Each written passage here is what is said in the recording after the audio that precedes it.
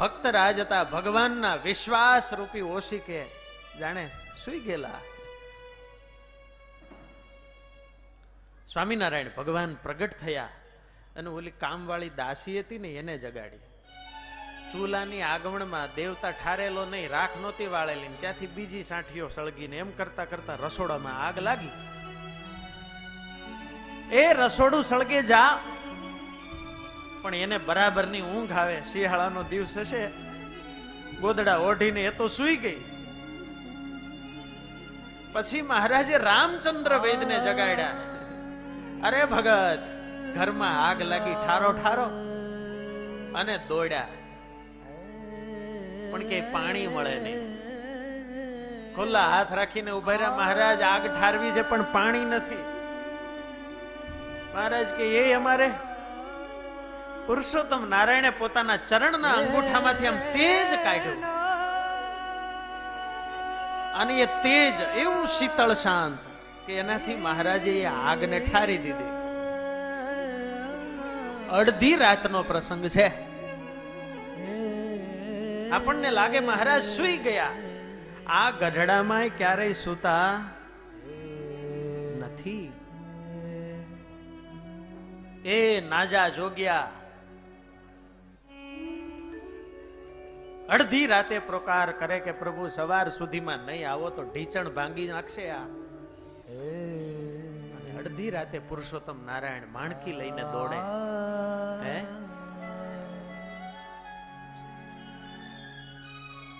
ભક્ત એવો પોકાર કરે. આ ગઢડામાં જ તેજા ઠક્કર કરીને મહારાજના ભક્ત હતા.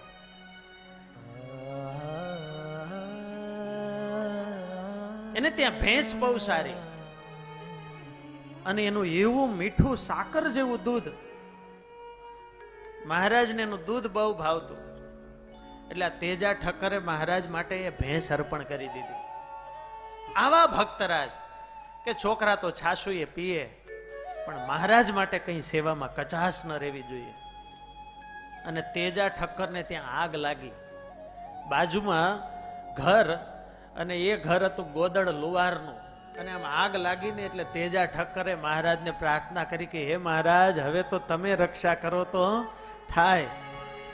હે ભક્તો ના સાધ તમે સાંભળતા રે લો, ભક્તો ના સાધ તમે સાંભળતા રે લો, ભક્તો ના સાધ તમે સાંભળતા રે લો, ભક્તો ના સાધ તમે સાંભળતા રે લો.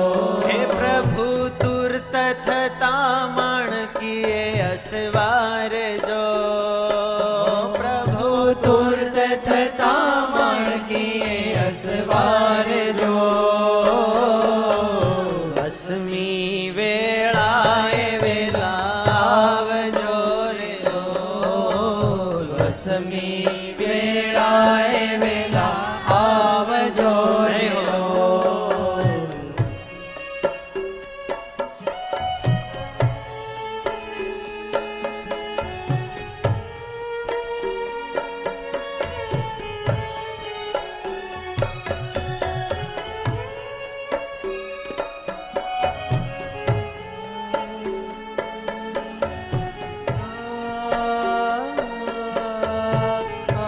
આ જગતમાંથી કોઈની મદદ માંગીએ આવે, પણ વસવી વેળાએ આવે કે નહીં એનું નક્કી નહીં. સારું હોય તો આવે, પણ ભગવાન એવા છે, you knock the door it will be open. એનું દ્વાર ખટખટાવે ત્યારે કોઈ ભક્ત ક્યારે એને નિરાશ થવાનો વારો નથી આવતો.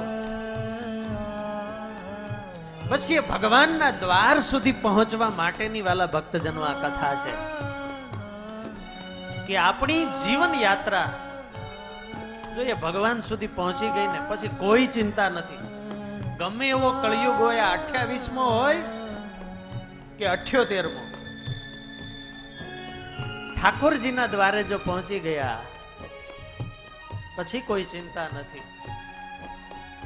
અંતરની વેદના હું ક્યાં કહું રે લોલ,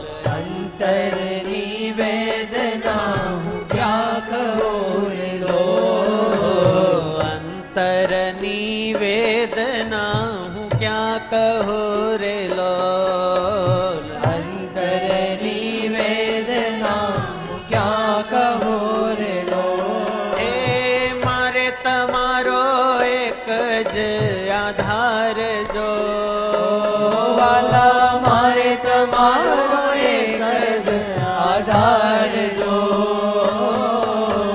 દસમી વેળાએ વેલા આવજો રે લો વસમી વેળાએ વેલા આવજો રે લો ઘેર બેઠા બેઠા તેજા ઠક્કરે પોકાર કર્યો કે મહારાજ આ બધું હળગ્યું, હવે પ્રભુ રક્ષા કરો. અને સ્વામિનારાયણ ભગવાનને અહીં દાદાના દરબારમાં એ નાદ સંભળાણો. ગમે એટલા દૂર હોય ભગવાનને બધેયથી સંભળાય છે. પાર્ષદોને લઈને મહારાજ પહોંચી ગયા. ભગત પટારો ઘરમાંથી એક પછી એક સામગ્રી કાઢતા હતા, બધું આમ એવું હળગેલું. ગોદડ લુવારનું ઘર બાજુમાં એ સળગેલું, પટારો બહાર મૂક્યો તો મહારાજ પટારા ઉપર બેઠા. મહારાજ કહે પાર્ષદો આ દિવાલ ઉપર ચડો. પાર્ષદોને ઉપર ચડાવ્યા અને ઠારો. પાણી લઈ લઈને પાર્ષદો ઠારવા લાગ્યા.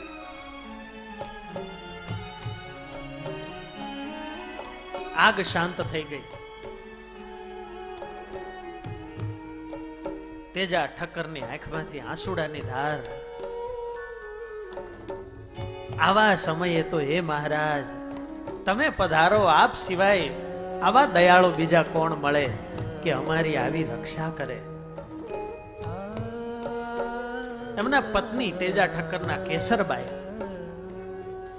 મહારાજની સ્તુતિ કરી હાથ જોડીને કહે હે મહારાજ, એ આવા સમયે અગ્નિ થકી અમારી રક્ષા કરી, નહીતર આજે અમારા ગરીબનું ઘર બળી જાત. મહારાજ કહે કેસરબાઈ એ તમે પ્રગટ ભાવે અમારું ભજન કરો છો, એવા ભાવથી અમારી મૂર્તિને પધરાવીને અમારી સેવા પૂજા કરો છો, માટે આ ઘર તમારું નહીં, જેમ તમારું છે ને એમ આ ઘર મહારાજ કહે અમારું પણ છે. જે ઘરમાં પ્રગટ ભાવે ભગવાનની સેવા પૂજા થતી હોય ને, ભગવાન પોતે એ ઘરને પોતાનું ઘર માને છે. એના વ્યવહારની ચિંતા કરવી, પરિવારના સભ્યોની, એના સ્વાસ્થ્યની, એના ધંધાની ચિંતા કરવીને એ ભગવાન કરે છે. બસ આપણે આપણા ઘરમાં ભગવાનને રાખીએ છીએ કે નહીં? ઘરમાં 5 સભ્યો હોય ને, કોઈ પૂછે કેટલા સભ્યો છે તો શું કહેવાનું? 6. 5 આપણે ને છઠ્ઠા કે પેલા? મહારાજને પેલા રાખવાના. ત્યારે વાલા ભક્તજનો અડધી રાત્રે આપણને લાગે કે મહારાજ પોઢા છે. રિલાયન્સ કંપનીનું હેડક્વાર્ટર છે ને બોમ્બેમાં છે, પણ ત્યાંથી આખા દેશમાં એના જેટલા યુનિટ હોય, જામનગરમાં ખાવડીમાં આવડો મોટો યુનિટ હોય પેટ્રોલિયમનો, પણ એનું મેનેજમેન્ટ હેડક્વાર્ટરમાંથી થતું હોય. એમ વાલા ભક્તજનો અનંત બ્રહ્માંડના અધિપતિ પુરુષોત્તમ નારાયણે તખત છોડી અને આ ભૂમંડળમાં આવ્યા. 25 વર્ષ સુધી આ ભૂમિમાં રહ્યા અને ત્યાં સુધી આ બ્રહ્માંડનું હેડક્વાર્ટર હતું ને આ ગઢડા હતું. દિવસે કે રાત્રે પણ અખંડ બધા નિર્ણયો ક્યાં થતા? એકવાર સભામાં બેઠા હતા, કથા ચાલતી હતી. કથા પૂર્ણ થઈ એટલે મહારાજ આમ આંખો બંધ કરીને એમ ધ્યાનમાં બેઠા. થોડી વાર થઈ, મહારાજે આંખો ઉઘાડી, બધા સંતો મહારાજના દર્શન કરે. મહારાજે આમ ડાબી બાજુ જોઈને આમ કર્યું, જમણી બાજુ જોઈને આમ કર્યું. એટલે મુક્તાનંદ સ્વામીએ પૂછ્યું, મહારાજ આ શું લીલા કરી? મહારાજ કહે કાંઈ નહીં. અરે પ્રભુ કહો ને. મહારાજ હસવા લાગ્યા. જો ફરીને કહું છું, આ બધી રહસ્યની વાતો છે. પુરુષોત્તમ નારાયણ હસવા લાગ્યા. અરે મહારાજ હસો એ તો બરાબર, પણ તમે આ લટકું કર્યું, આ શું કર્યું? મહારાજ કહે 2 બ્રહ્માંડમાં એ જીવો અને બ્રહ્માદિક ઈશ્વરો એને બરાબર જામતું નહોતું, કોર્ડિનેશન નહોતું. તમે કોઈ ગવર્મેન્ટને ચૂંટીને લાવો પછી પ્રજાના કામ ન કરે તો વિરોધ તો થાય ને. એટલે કે જામતું નહોતું. એટલે મહારાજ કહે અમે આમ કરી અને આ બ્રહ્માંડના ઈશ્વરોને આ બ્રહ્માંડમાં મૂકી દીધા અને આ બ્રહ્માંડના ઈશ્વરોને આ બ્રહ્માંડમાં મૂકી દીધા. તાળીઓ નહીં પાડો. કેવું મોટું કામ કર્યું. આમ લટકા કરે ત્યાં આવી લીલાઓ કરે. ત્યારે આ તો હેડક્વાર્ટર છે. બેઠા હોય, વાતો કરતા હોય, સૂતા હોય તો અનેક લીલાઓ ચાલતી હોય. નયન ઢાળીને પોઢેલા અક્ષર ઓરડીના પ્રાંગણમાં ઢોલિયાની આજુબાજુમાં 10-12 પાર્ષદો સૂતેલા. અને જ્યારે 1:30 પહોર રાત્રિ થઈ અને એ વખતે શાંત વાતાવરણ અને એ વખતે કીર્તનનો આમ અવાજ સંભળાવા લાગ્યો.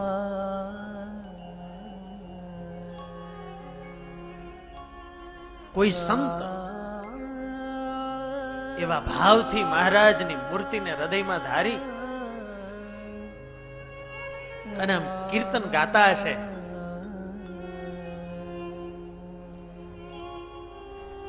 ભક્ત જાગે ત્યારે ભગવાન પણ જાગે.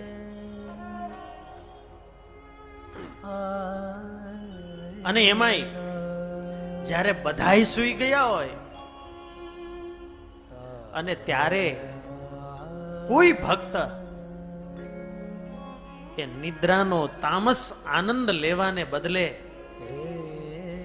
માળા લઈને પુરુષોત્તમ નારાયણનું સ્મરણ કરે, એનું કીર્તન કરે કે એને સંભાળે ને, ત્યારે તો એ ભક્ત કે એ સાધુ ભગવાનને બહુ વાલો થઈ જાય છે.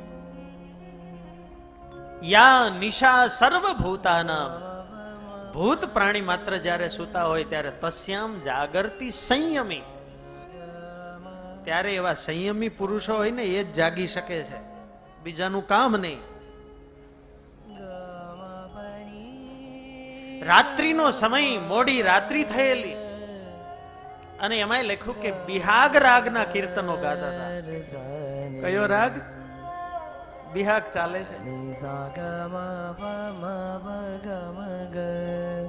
મારા આત્માના આધાર પ્રીતમ પ્યારા રે, મારા આત્માના આધાર પ્રીતમ પ્યારા રે. તમે મોટા થઈ મહારાજ રહો કે મન્યારા રે. તમે મોટા થઈ મહારાજ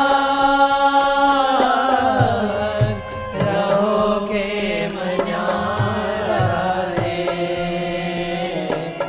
મારા આત્માના આધાર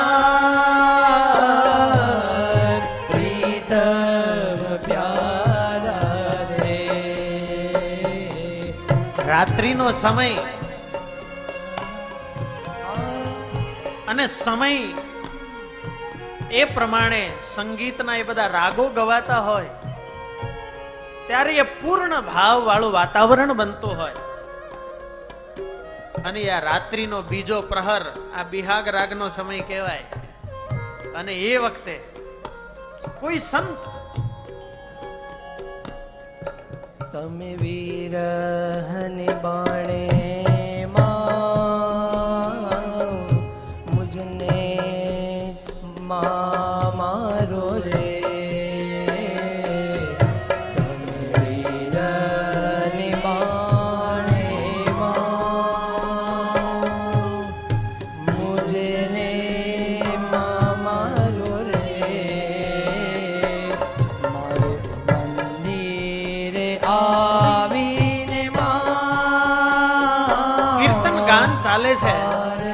એ વખતે મહારાજ આમ જાગી ગયા. મહારાજ ઢોલિયામાંથી બેઠા થઈ ગયા ને પ્રભુ વિચાર કરે કે આટલી મોડી રાત્રિ આ કોણ કીર્તન ગાય છે? અને ભાઈ આ તો ગઢપુરની ભૂમિ.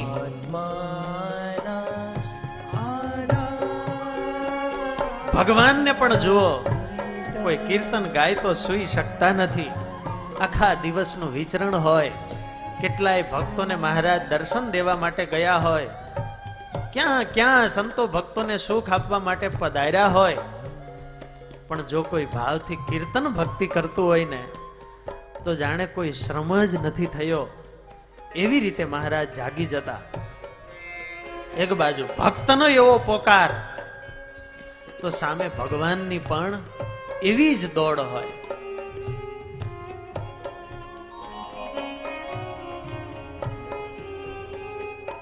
એકાંતમાં એકલા રાત્રિના સમયે તમે તમારે ઘેર બેસીને માળા કરતા હોય તો ભગવાનને ખબર હોય? હે,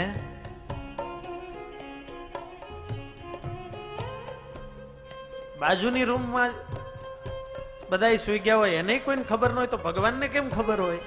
તો કે હોય. કુંડળના મામૈયા પટગર રાત્રિના સમયે 3 વાગે ઉઠ્યા, પેશાબ પાણી કરવા ઉઠ્યા હશે. હે મહારાજ સ્વામિનારાયણ, હે મહારાજ સ્વામિનારાયણ. અડધી રાતે સ્વામિનારાયણ સ્વામિનારાયણ બોલે. મહારાજ કે હવ. ભગતને થયું કોઈ મને હોકારો દીધો, પણ કોઈ દેખાય નહીં. ફરીવાર સ્વામિનારાયણ. મહારાજ કે હવ. અને આમ પાછળ વળીને જોયે ને ત્યાં તો મહારાજ ઉભા હતા. રાત્રિના 3 વાગે. અરે મહારાજ તમે? તો કે તમે અમને બોલાવ્યા ને. તમે શું બોલ્યા? હે મહારાજ બસ તમે અમને બોલાવ્યા એટલે અમે આવ્યા. પ્રેમ સે બોલો જય સ્વામિનારાયણ. અડધી રાત્રે કોઈ ખૂણામાં ભક્ત ભગવાનને સંભાળતો હોય તો પુરુષોત્તમ નારાયણની જાણમાં બધું જ છે. એકવાર લીંબ વૃક્ષ નીચે મહારાજ માળા કરે. મુક્તાનંદ સ્વામી એક એક